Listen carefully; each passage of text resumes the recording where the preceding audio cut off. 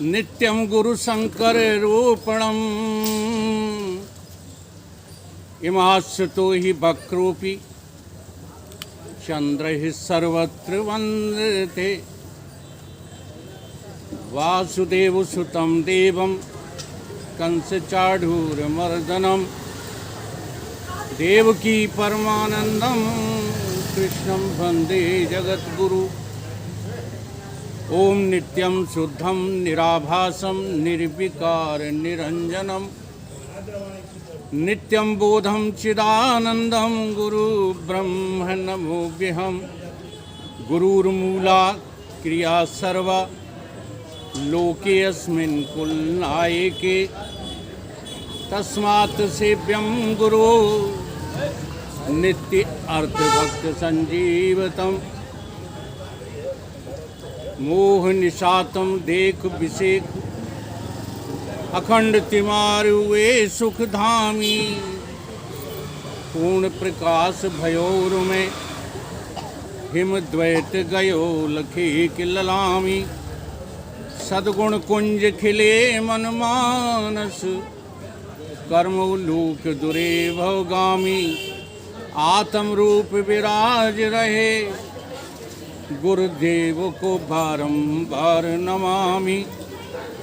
गुरुदेव को बारंबार नमामि। ब्रह्मचर्य व्रति सो अखंड धृति सुकृति सन्मार्ग किए जिन तय। प्रकृति से परे विकृति को हरे संसति संताप की ओजन क्षय। जगती में जितेंद्र करी जागृति निर्मल सद ज्ञान दियो निर्भय। श्रोता समाज सभी बोलो श्री सतगुरुदेव भगवान की जय। श्री सतगुरुदेव भगवान की जय।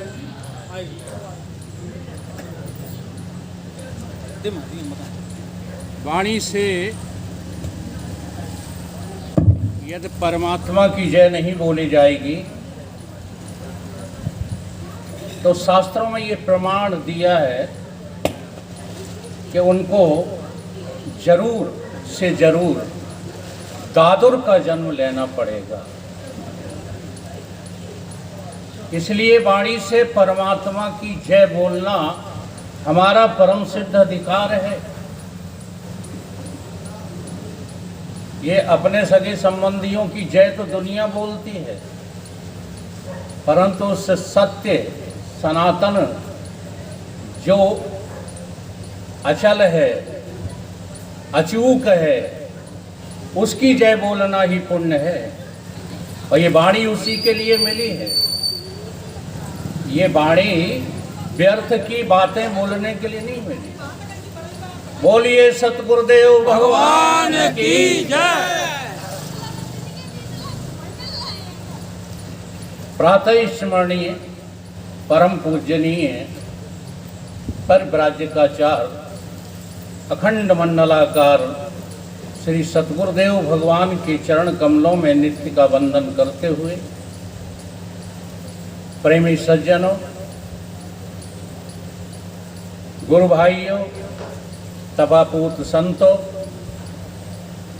माताओं, बहनों, बच्चों, सभी के हृदय में परमात्मा सतचित आनंद अद्वय स्वरूप से नित्य विद्यमान है। उसी पर सदैव दृष्टि रखते हुए सभी को बार बार नमन, वंदन, अभिनंदन।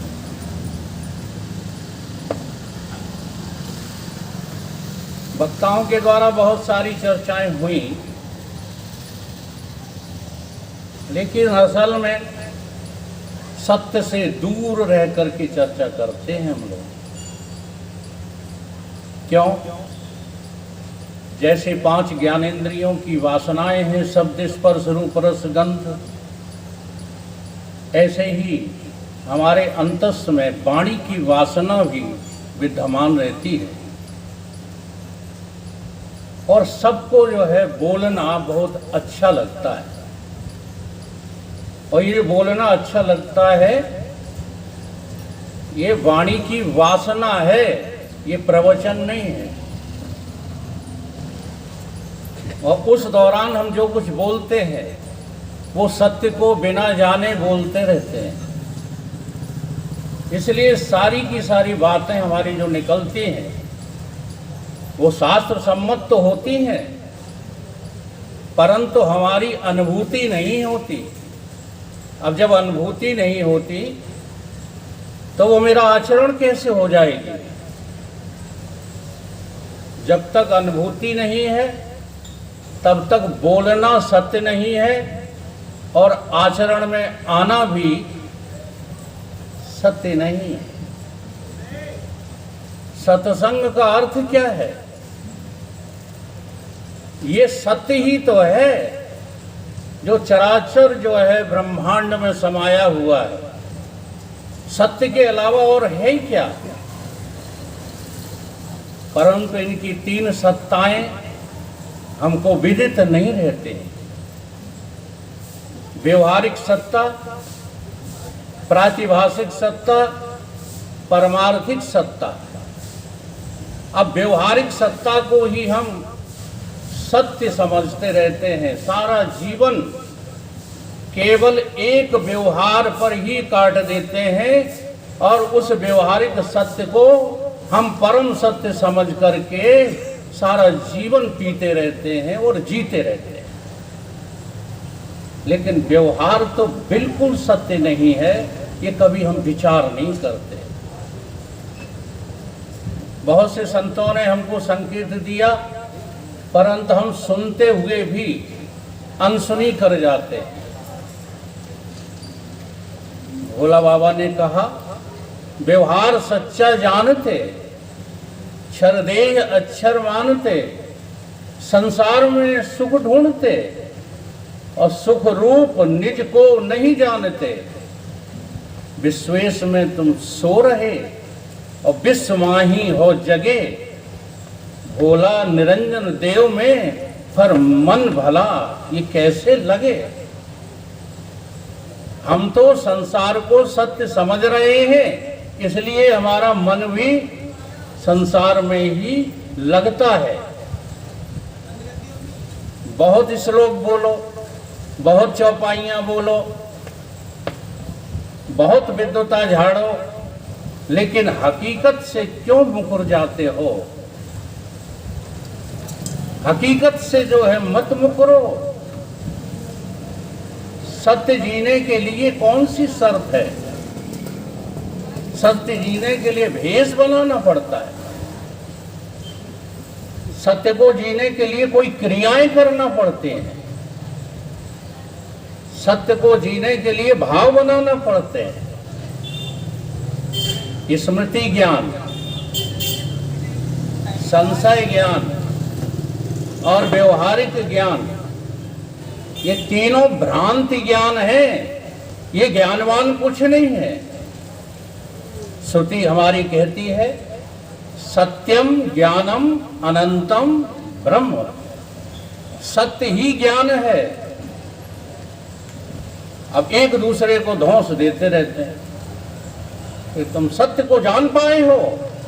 अच्छा, तुम बोल रहे हो तुम जान पाए हो सत्य को? अगर तुम ये दावा करते हो कि मैंने सत्य को जान लिया, तो तुमने सत्य को अभी जाना ही नहीं है। क्योंकि जानत तुम ही, फिर दूसरा कोई है। एक बात बहुत चलाई हमारे भारत जी ने नहीं चलाई, दामोदर जी ने। जरा क्षमा करना, तुमको जब पता नहीं देख के तुम्हारी नाम क्यों आ जाता है। गड़बड़ हो गई। वो जाने दो कि अगर मुझे सत्य का बोध हो जाए तो फिर ये संसार रहना नहीं चाहिए। ये बात कहीं से भी अच्छी नहीं लगती। सत्य का बोध होने पर संसार बना रहे तो किसके लिए बना रहेगा? जिसे बोध हो गया है। जैसे आप नींद में चले जाते हो और सारी रात यहाँ पर रामलीला होती रहती है, नौटंकी होती रहती है, मेला लगा रहता है, तुम्हारे लिए क्या वो सब सत्य है? तुम्हारा सत्य तो नींद में विलीन हो गया। अब जब नींद में सत्य विलीन हो गया तो वो सत्य तुम्हारे लिए किंचित भी नहीं है। जैसे तुम नींद में विलीन हो जाते हो, ऐसे ही जब सत्य में विलीन हो जाओगे तो ये संसार नाम की कोई चीज तुम्हारी दृष्टि में है। परंतु हमने अभी सत्य को जाना तो है नहीं, जानने का दावा ठोकते रहते हैं, और बस यही सबसे बड़ा अज्ञान है। इससे बड़ा अज्ञान और दूसरा है ही नहीं। जो जानना है सर्व का, सो जानना अज्ञान है, चाहे जितना आप जान जाओ।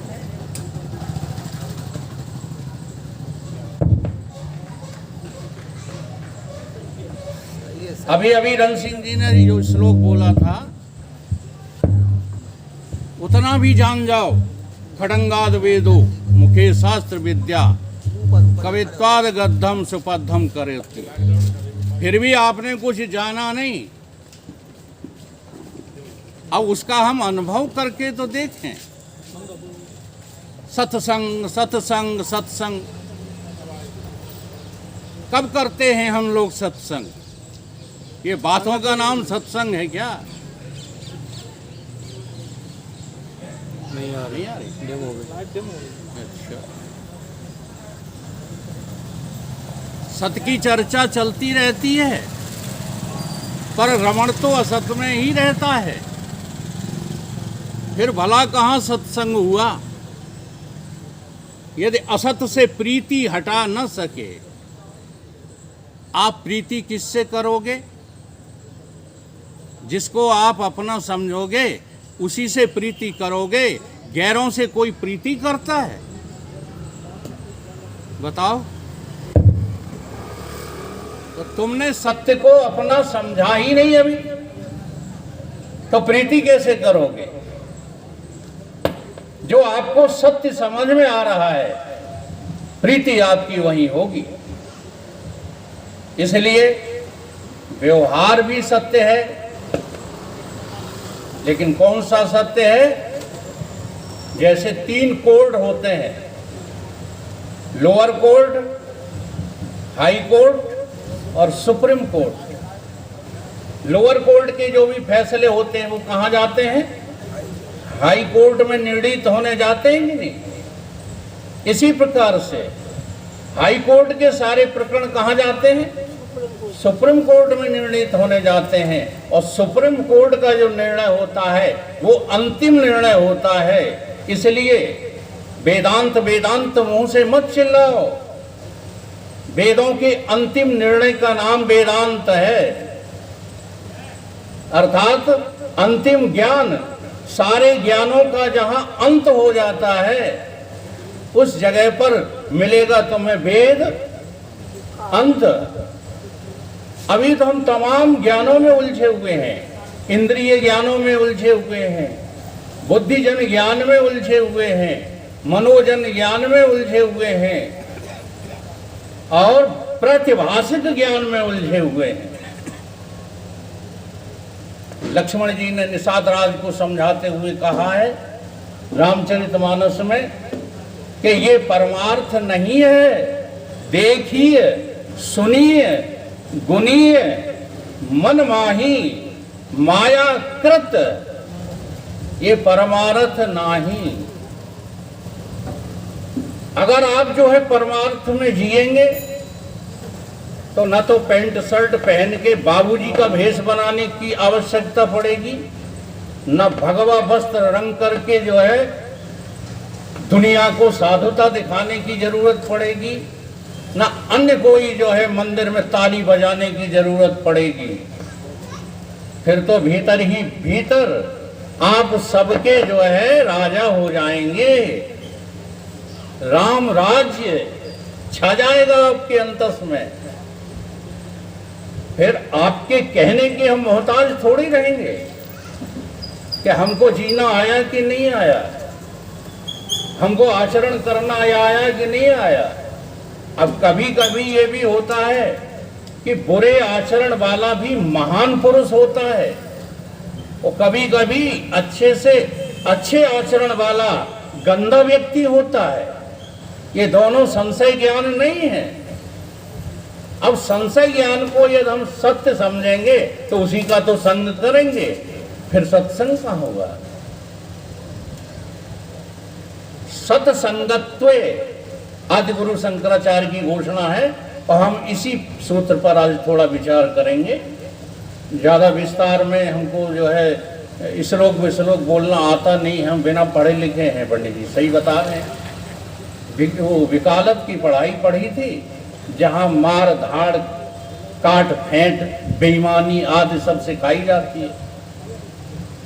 रुचा पुचा नहीं तो उधर से भाग पड़े, संतों के सानिध्य में रहते थे तो मन जो है एक ही तो है, कूदो मन न भय 10-20।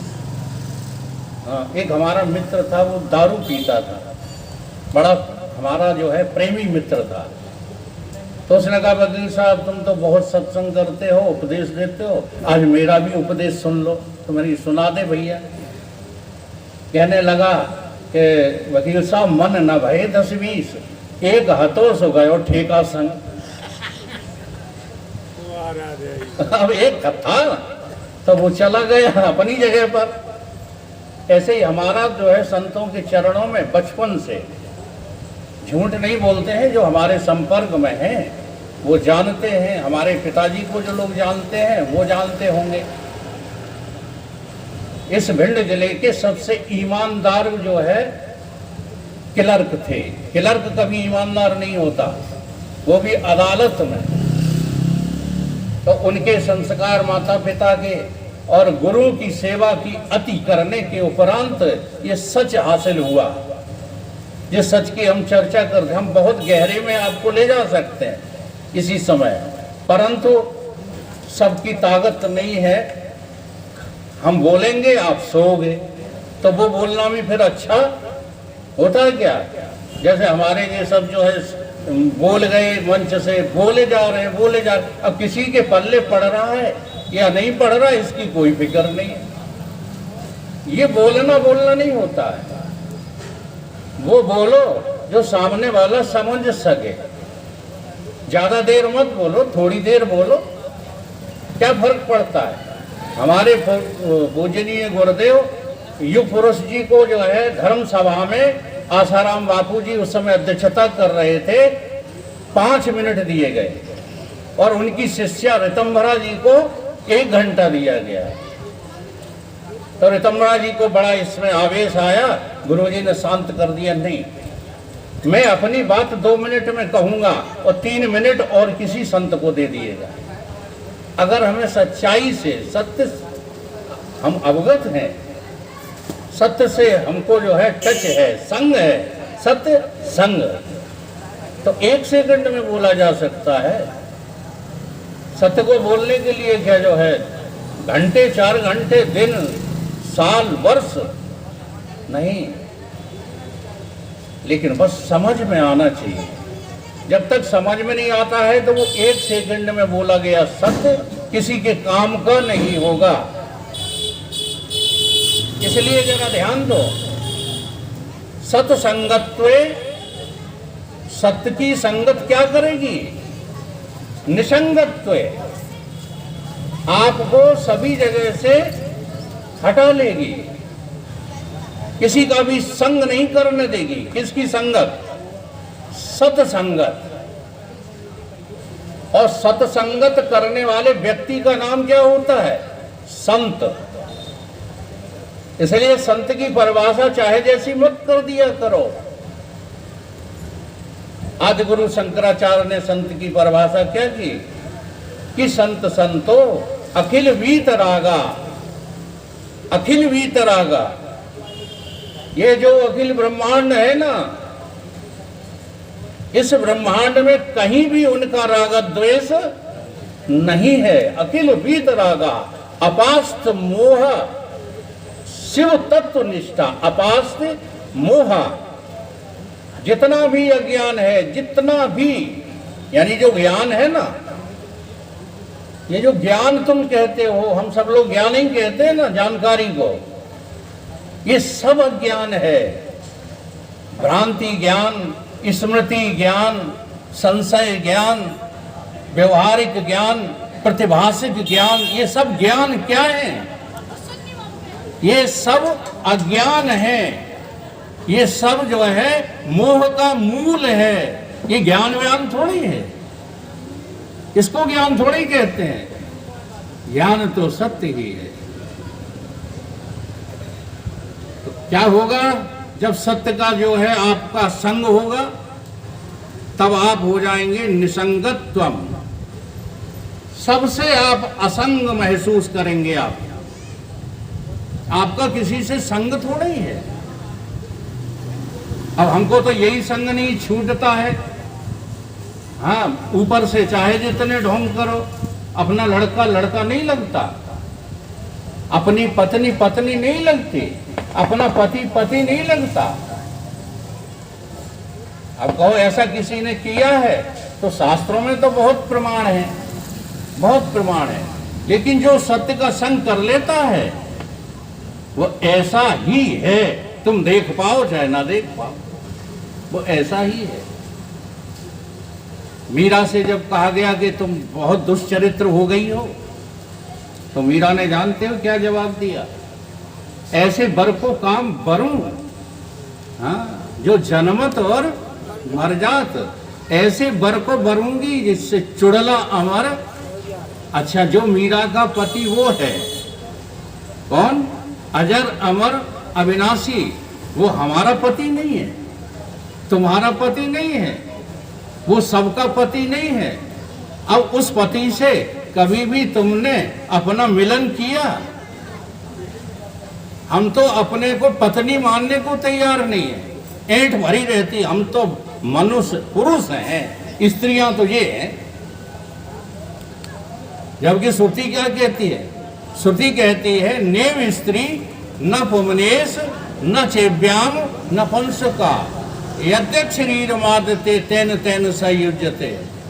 यहाँ इतने मकान दिखाई दे रहे हैं, जितने मकान यहाँ से लेकर तो निवास तक दिखाई दे रहे हैं, सबके आकार कलर आदि सब भिन्न भिन्न है कि नहीं?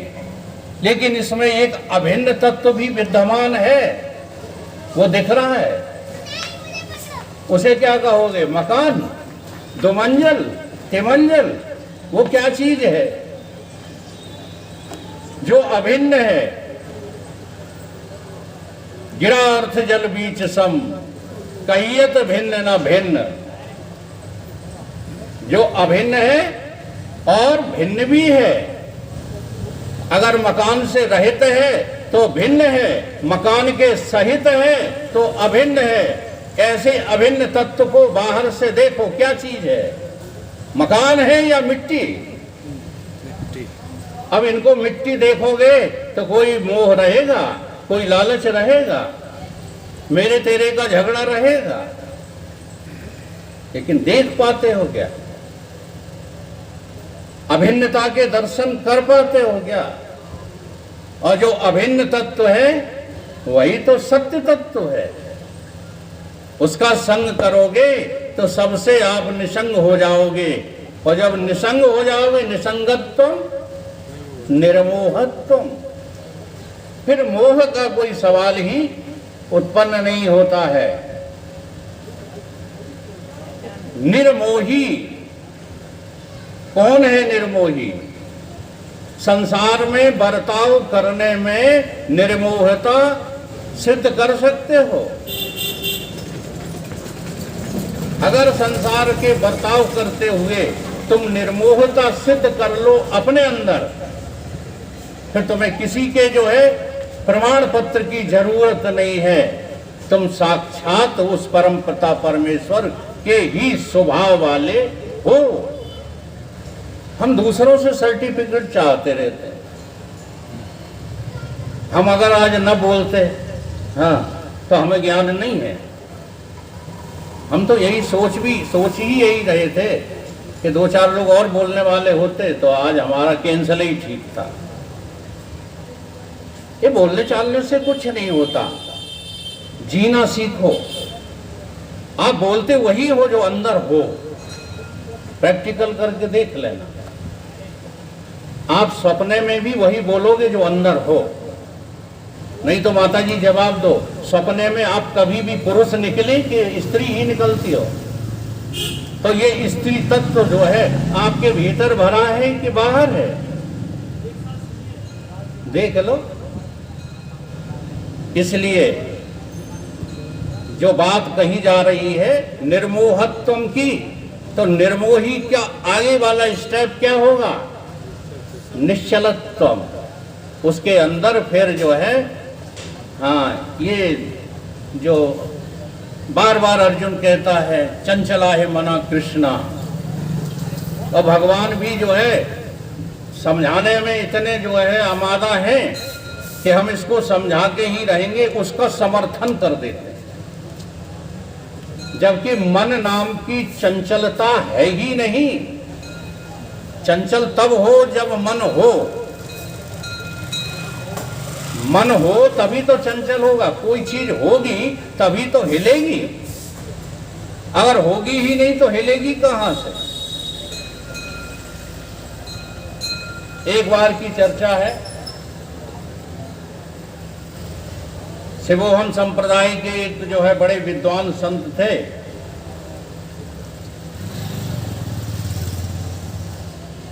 हम लोग सत्संग करने जाते थे नोनाटा गांव में। तो उन्होंने एक प्रश्न लिख करके भेजा कि इन लड़कों से, एक और थे हमारे जो है गुरु भाई, इन लड़कों से ये पूछो कि मन जड़ होता है कि चेतन? तो मैंने उसी पर्चे में लिख करके भेज दिया, मन अत्यांतिक जड़ होता है। तो उधर से उन्होंने फिर लिख करके भेजा कि तुम लोगों को कुछ भी नहीं आता। तो हमने ये जो है लिख करके भेजा कि आपका आशीर्वाद मुझे फल जाए प्रभु, आप ही विद्वान बने रहो। और जब उसका निकाल हुआ तो हर शास्त्र में ये लिखा मिला कि मन तो जड़ है। क्यों? क्योंकि चेतन तो एक ही है, कोई दूसरा चेतन हो ही नहीं सकता। ठीक है। अब जैसे ये बातें मैं इसलिए करता हूं जिससे बात दिमाग में खुल जाए। विरोध नहीं करता हूं, पर लोग विरोध मान बैठते हैं। जैसे रामायण में चौपाई आई कि जीव भी चेतन और ईश्वर भी चेतन। आई है कि नहीं? ईश्वर अंश जीव अविनाशी आई है। चेतन अमल सहज सुख राशि।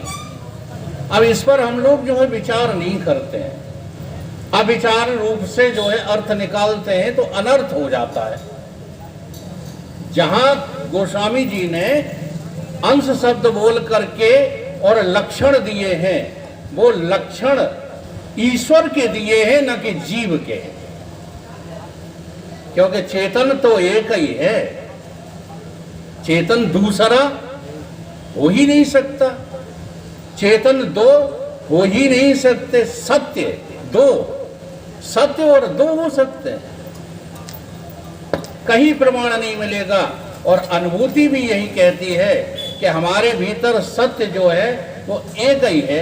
जैसे हम सच बोल रहे हैं, ठीक है, हमको पता है, हमने ये देखा है कि इस चौराहे पर अमुक अमुक आदमी ने अमुक अमुक का कत्ल किया है, ये हमने देखा।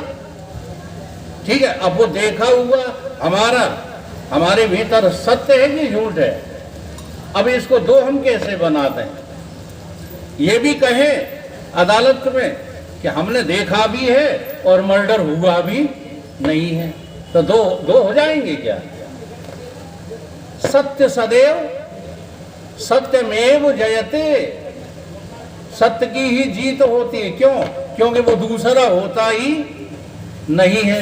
और सत्य को जो दो समझते हैं वो असल में अभी सत्य के बारे में कुछ जानते नहीं। सत्य का अभी उनको बोध नहीं हुआ है। अबोध काल में ही सत्य की परिभाषाएं याद कर ली हैं। सत्य को जानते